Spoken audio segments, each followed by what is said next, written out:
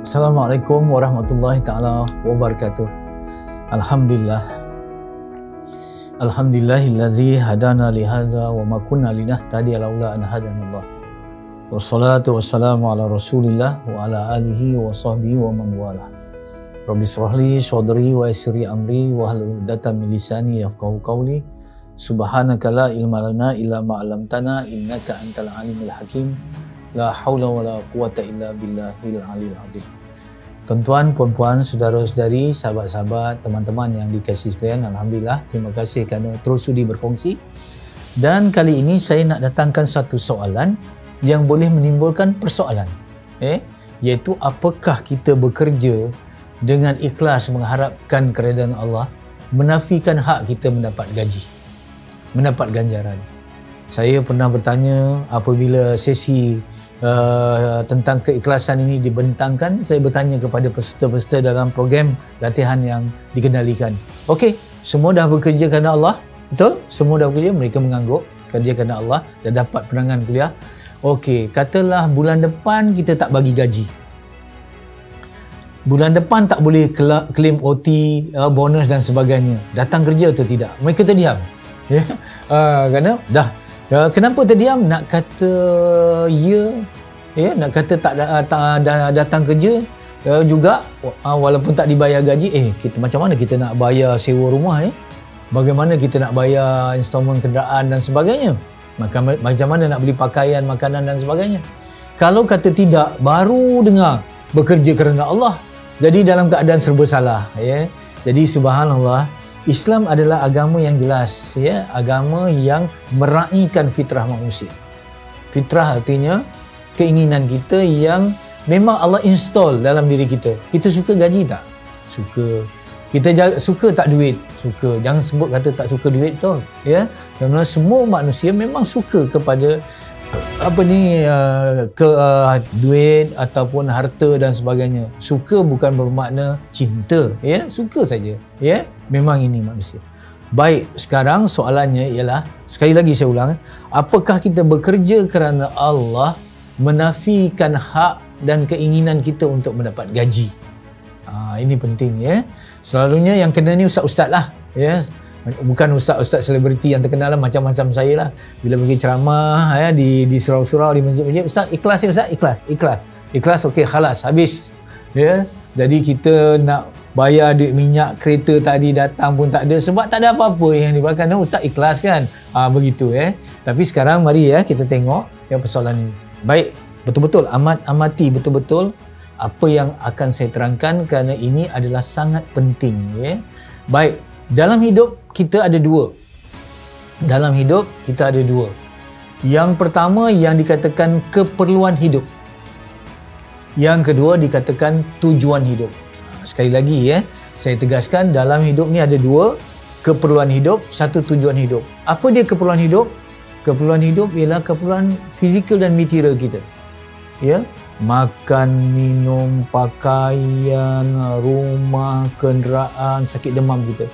Yang ini keperluan hidup namanya, yang mana keperluan ini berbentuk fizikal dan material. Okey, satu keperluan hidup.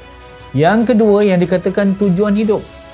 Apa yang dikatakan tujuan hidup? Kita dah tahu, surah Az-Zariyat ayat 56, wa ma khalaqtul jinna wal insa illa liya'budun. Itu adalah tujuan hidup. Tujuan hidup adalah untuk ibadah.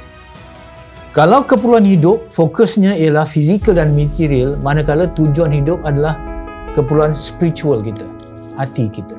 Okey, dengar Dalam Islam, kita tidak boleh memburu keperluan hidup.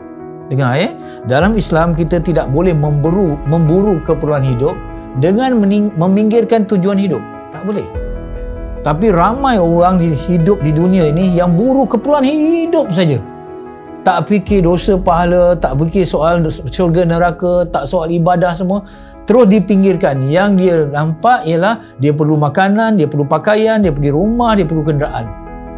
Dia memburu keperluan hidup dengan meminggirkan tujuan hidup. Yang ini ditolak oleh Islam. Tetapi hakikatnya ramai begitu. Hingga sampai ke satu tahap, sampai ke satu tahap manusia merasakan keperluan hidup inilah tujuan hidup dia. Keperluan hidup ni lah tujuan hidup dia. Tujuan hidup dia adalah makan, minum, tidur, rehat. Itu saja yang dia fikirkan. Jadi akhirnya bila kita memburu hanya tujuan keperluan hidup dengan meminggirkan tujuan hidup, waktu itu kita bukan hidup lagi. Kita sudah bertukar menjadi hidup-hidupan. Boleh faham maksud saya? Jadi yang saya katakan dulu, jadi hidup-hidupan dia hanya ada keperluan hidup, dia tidak ada tujuan hidup. Binatang, pokok-pokok, tumbuhan, semak samun ni, dia hanya ada keperluan hidup. Dia perlukan oksigen, dia perlukan makanan, dia perlukan air, dia perlu cahaya. Dia hanya ada keperluan hidup tapi tidak ada tujuan hidup. Itu penting.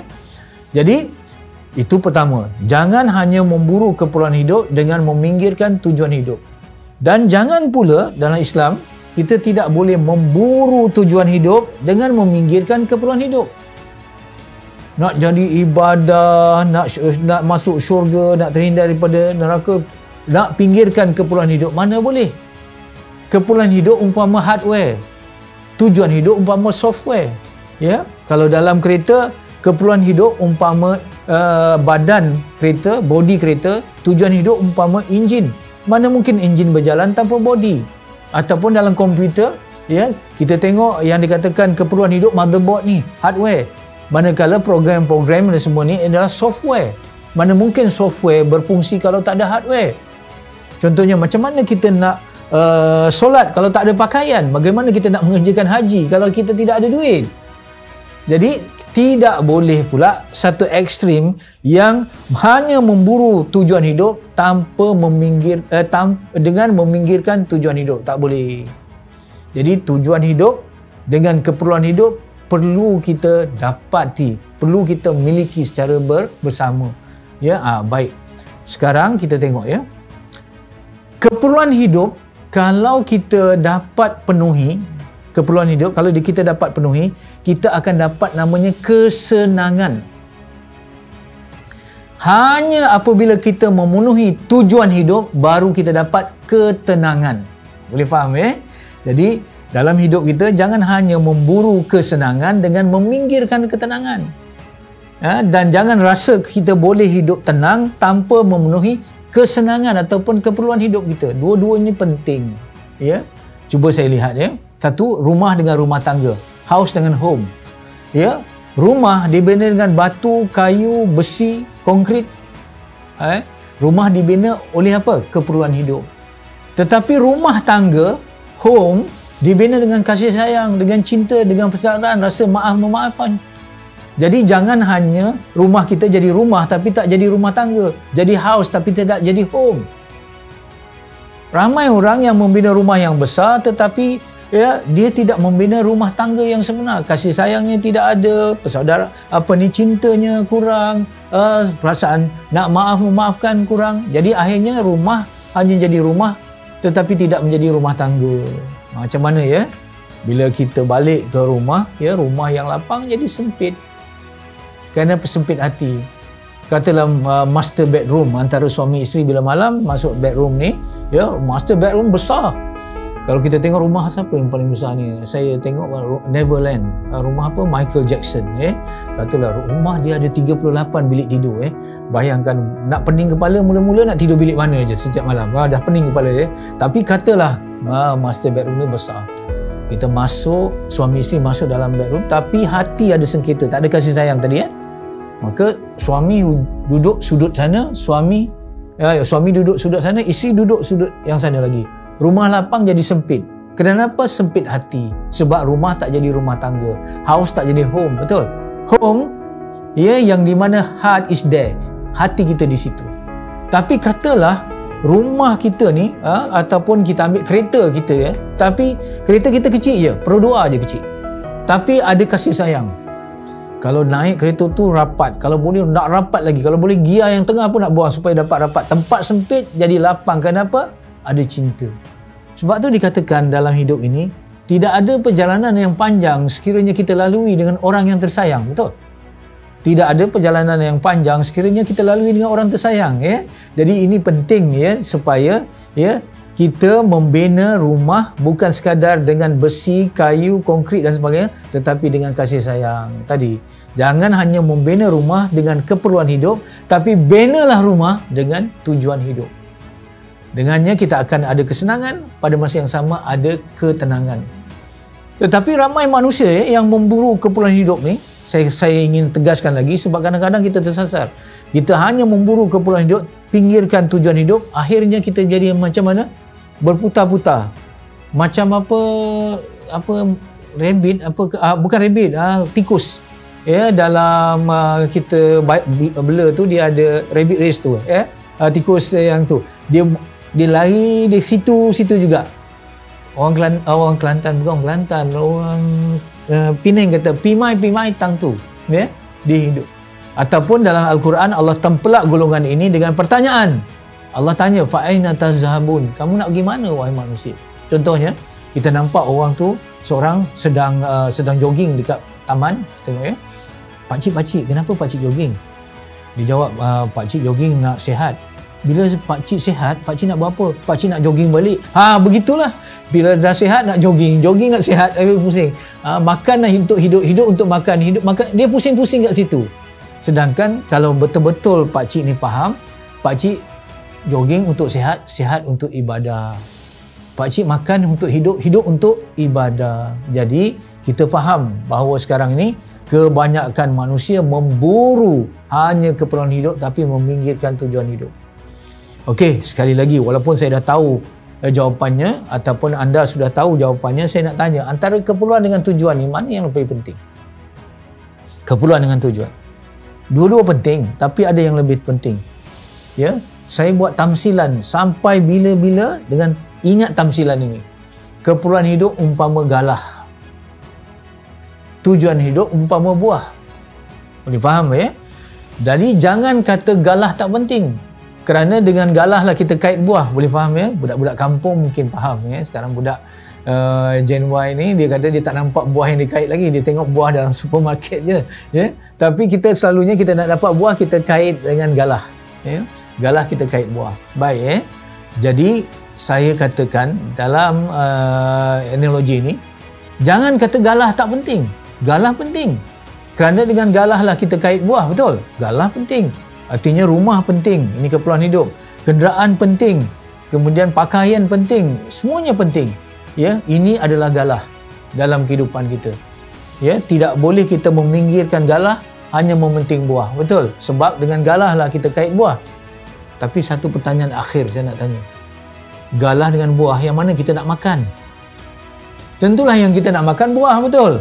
Jadi dalam hidup ini ramai manusia yang hari-hari berfikir 24 jam fikir nak dapat galah je. Tak pernah nak buru nak dapat kait untuk buahnya. Jadi hanya memburu keperluan hidup tapi meminggirkan tujuan hidup. Baik, dengar ya. Keperluan hidup apabila kita dipenuhi, apabila kita penuhi, kita dapat apa yang dikatakan senang. Senang ini letaknya pada quantity of our material, kuantiti harta kita. Manakala tujuan hidup apabila dipenuhi, kita akan dapat ketenangan. Ketenangan ini ialah quality of our heart, kualiti jiwa kita.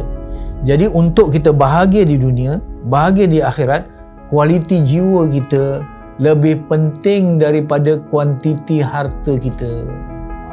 Ini penting ya. Jadi supaya dengannya, subhanallah, kita akan dapat dalam kehidupan ini ketenangan di samping kesenangan. Ya. Jadi sebab itu, bekerjalah dalam organisasi anda.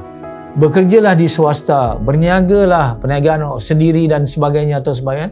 Tetapi jangan hanya bekerja untuk memenuhi keperluan hidup. Jangan bekerja hanya untuk memenuhi keperluan hidup. Tapi bekerjalah untuk memenuhi tujuan hidup. Kerana apabila kita bekerja untuk memenuhi tujuan hidup, dengar ya betul-betul, kita akan dapat menikmati ketenangan di samping kesenangan. Tapi kalau kita bekerja dalam syarikat swasta atau di kerajaan atau berniaga sendiri, hanya yang kita buru tujuan hidup, nak kaya, nak jadi jutawan dan sebagainya, nanti apa yang terjadi ialah kita mungkin ada kesenangan tetapi tidak ada ketenangan. Kita ada kuantiti harta tetapi kita tidak ada kualiti jiwa. Akhirnya seperti mana yang saya katakan dalam sesi-sesi ataupun dalam siri sebelumnya, ya, ramai orang yang membunuh diri ketika di puncak karier. Ya, mereka membunuh diri ketika mereka dalam kejayaan yang begitu hebat, ya, dalam karier mereka sebagai penyanyi ke, sebagai pelakon ke, dalam jutawan ke, sebagainya. Apa? Kerana apa yang mereka sangka kejayaan, kebahagiaan dan ketenangan itu rupanya hanya fata morgana dalam kehidupan. Rupanya itu hanya keperluan, bukan tujuan. Baik, saya tengok di sini, ya. Katalah kita bekerja, kita berniaga, ya, keperluan hidup ni kita dapat sikit saja. Sikit saja. Kualiti harta kita sikit.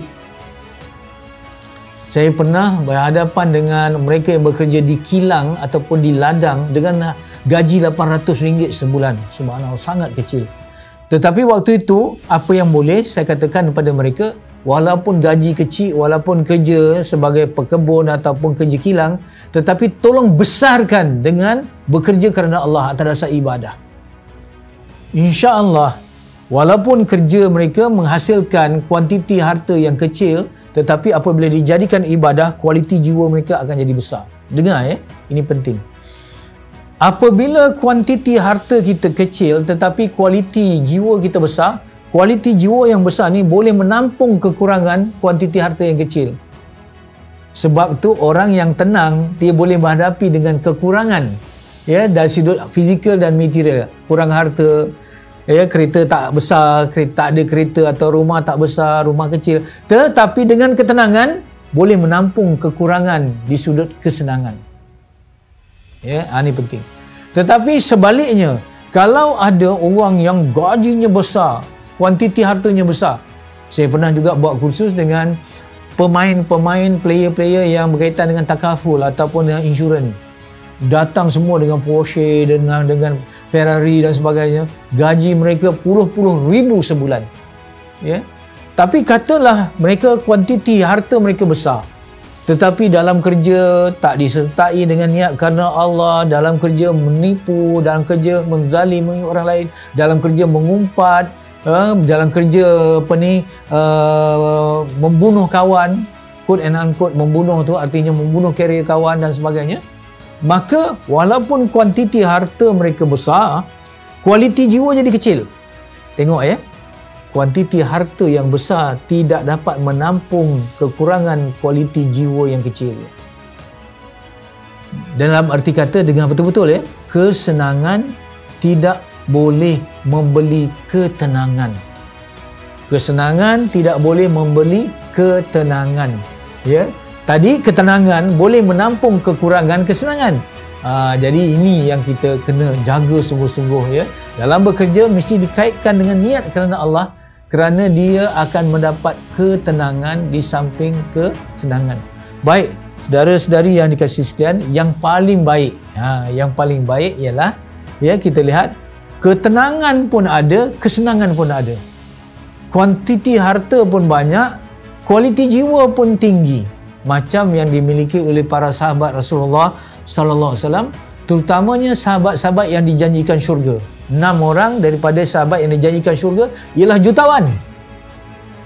Abdul Rahman bin Auf, Talha Ubaidullah, kita lihat siapa lagi, Abdul Rahman bin Auf, Sayyidina Uthman Affan, ya, Zubair Al-Awam, Sayyidina Abu Bakar. Mereka ni adalah orang kaya.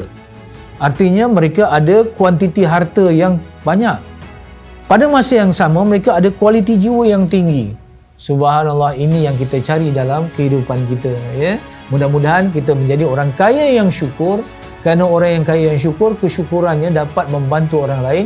Kalau tak boleh, tak apa, jadi orang miskin yang sabar, kerana orang yang miskin yang sabar dapat kebaikan pada dirinya dan tidak menyusahkan orang lain.